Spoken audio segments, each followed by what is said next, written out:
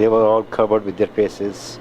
Their heads was covered. It was another gas station robbery, but the thieves weren't after free gas at this mini mart in Dallas. Syed Ahmed was working that night. He had a front row seat. Came down here, and the three guys come down over there, and they said, just stay there, stay where you are, don't do nothing. These thieves were after money, and a lot of it.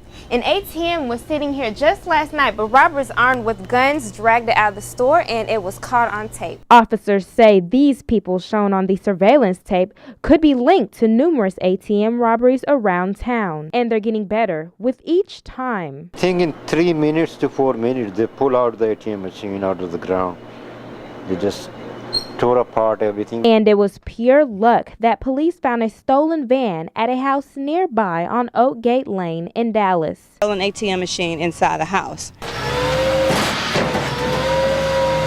These two have been charged for the crime, and police are still looking for others who may have been involved. Ahmed says it is the third time that the store was robbed for its ATM. And as for getting another one? No, not this time. Not this time. That's enough now. That's enough, I think. Marchita Johnson, KDAF 33 News. Horses are healers at this therapeutic riding center in Corinth.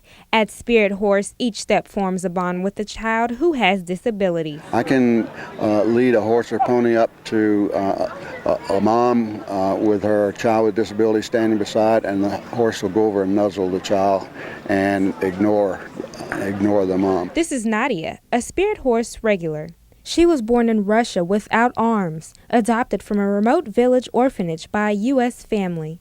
She was brought here to Texas. A complete ball of energy, aren't you? She's been riding since she was 2 to build core strength, but today is a special day. And I told her, you get to go to Spirit Horse on your birthday. She started jumping around in the living room going, woohoo, yay! First, Nadia prepares to ride. She brushes her mount Snowflake and then retrieves a blanket to put on his back. Which one would you like? She picks out a saddle. Help me. 1, 2, 3. Up. And helps hoist it aboard. Then it's time to mount up. There you go. And Nadia celebrates her 5th birthday with a trail ride. I wasn't sure what to expect from her as a reaction because she'd never been around horses or anything. And we put her up on the horse the first time, and she grinned ear to ear the entire lesson. The Spirit Horse Therapeutic Riding Center is currently looking for more funding sources to avoid getting squeezed out. Children attend Spirit Horse for free, and there's a waiting list. In Corinth, Marchita Johnson, KDAF 33 News. That's right, Sandra. Today broke a record with a high of 106, but as temperatures rose, flames also rose at a house in Carrollton, making it hard on firefighters. When someone dials 911, firefighters have to answer, no matter what the temperature is outside. We're in the hottest part of the day. I am dripping sweat. A firefighter's 40-pound gear and protective suit can make a day on the job brutal. When you insulate yourself from that ambient temperature, you're not getting any type of air across your body.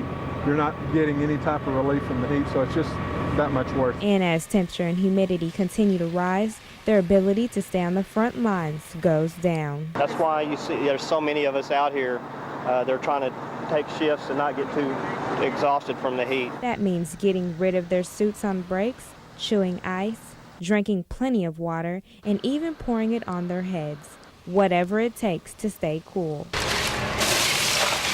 On hot days like this, Box 4 comes to their rescue. Basically, we provide Gatorade, water, towels.